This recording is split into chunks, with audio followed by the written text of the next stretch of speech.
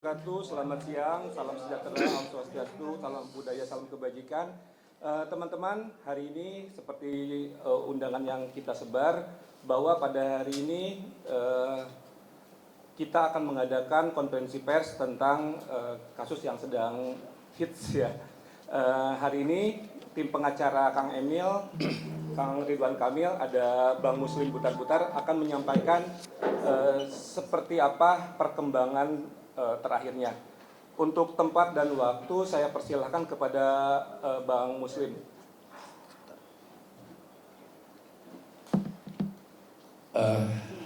Assalamualaikum warahmatullahi wabarakatuh.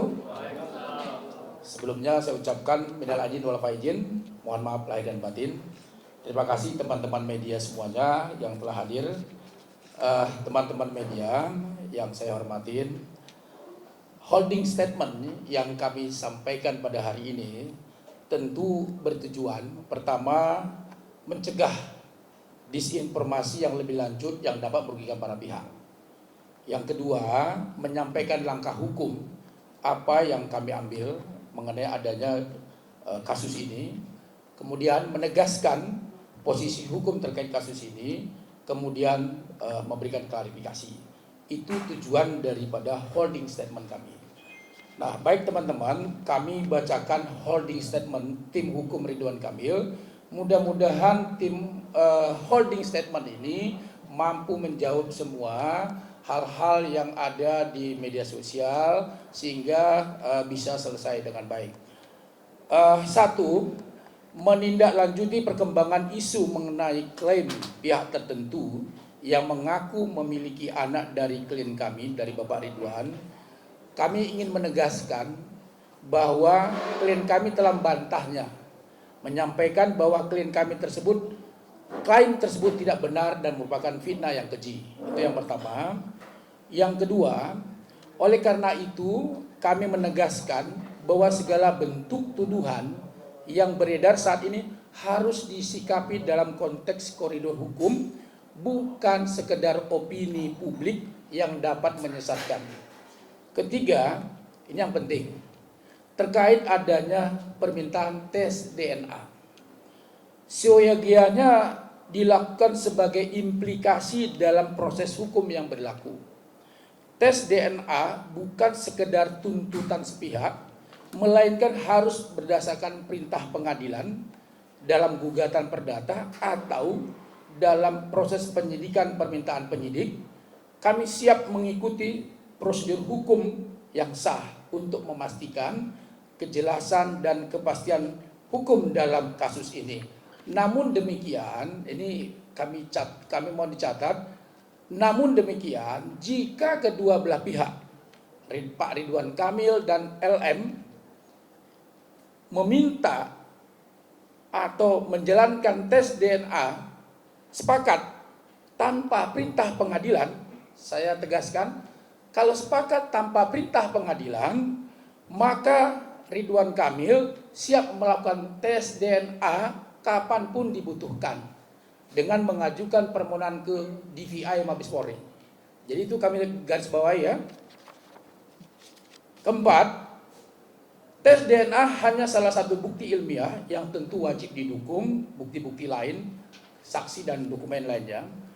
5, oleh karena itu kami mengajak semua pihak menahan diri dari spekulasi yang dapat memperkeruh situasi serta menghormati upaya-upaya penyelesaian masalah ini melalui jalur hukum.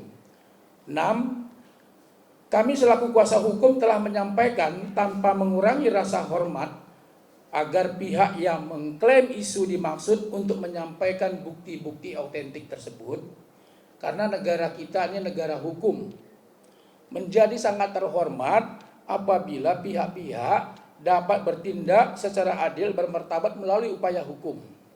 Ketujuh, kami kuasa hukum sangat menghormati klaim apapun dari yang ditujukan oleh pihak LM kepada klien kami, namun sekali lagi kami tegaskan harus dengan cara-cara yang bermartabat melalui sarana hukum, proses hukum, bukan lewat penggiringan-penggiringan opini. Kedelapan, klien kami memiliki hak upaya hukum terhadap pihak manapun yang telah merugikan klien kami dengan penyebaran isu yang tidak benar dan fitnah. Kami percaya semua menghormati hukum. Kesembilan, kami sangat menyadari klien kami maupun pihak yang mengajukan klaim tidak mendasar kepada klien kami dan sudah seharusnya semua menghormati proses hukum dan putusan pengadilan nantinya. Terakhir, 10,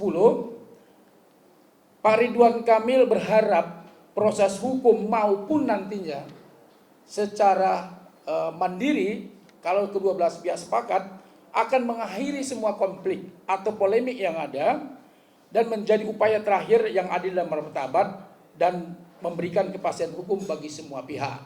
Itu holding statement kami yang kami sampaikan pada hari ini. Mudah-mudahan media bisa paham apa yang kami sampaikan dan bisa menjawab semua yang semua berita-berita yang ada di media sosial. Saya kira itu yang statement yang kami bisa sampaikan. Mudah-mudahan bisa terjawab dan kemudian kita bisa sesi tanya jawab. Kami persilakan. Oke, kita akan buka sesi pertanyaan. Untuk sesi pertama kita buka 3 pertanyaan dulu. Tolong teman-teman sebutkan nama dan medianya ya. Ini yang boleh. Sini boleh. Saya tulis aja. Langsung aja, Bang. Yuk. Abid dari Kumparan, Bang. Kumparan Adit ya. Abid ya Kumparan.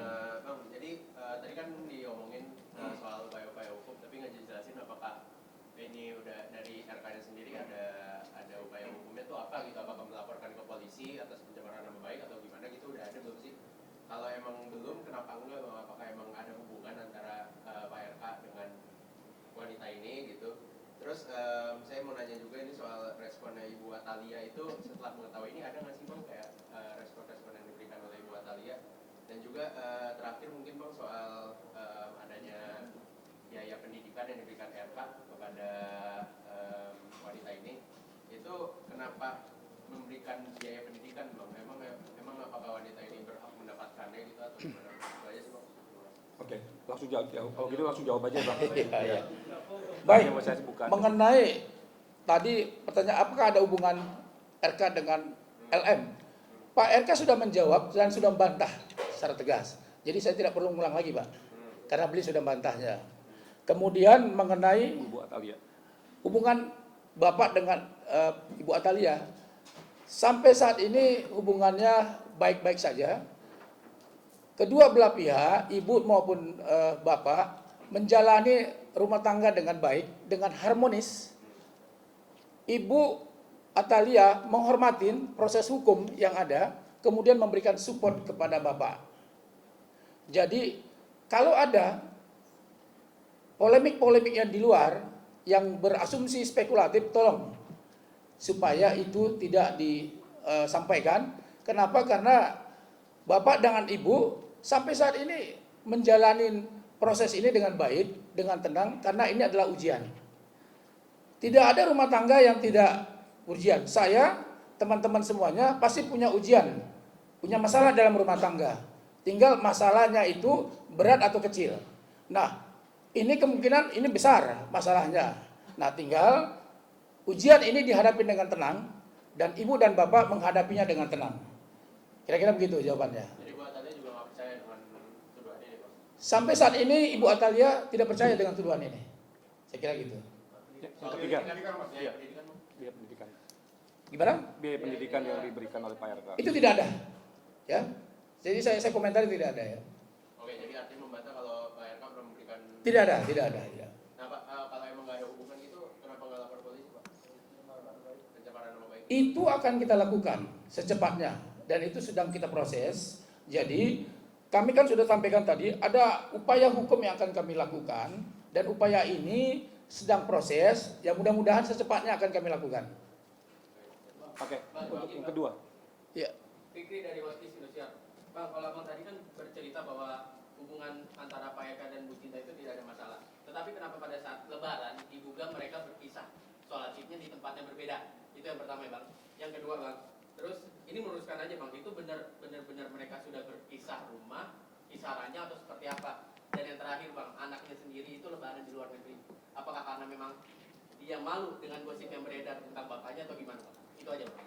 itu kita bantah soal sholat yang berbeda biasa.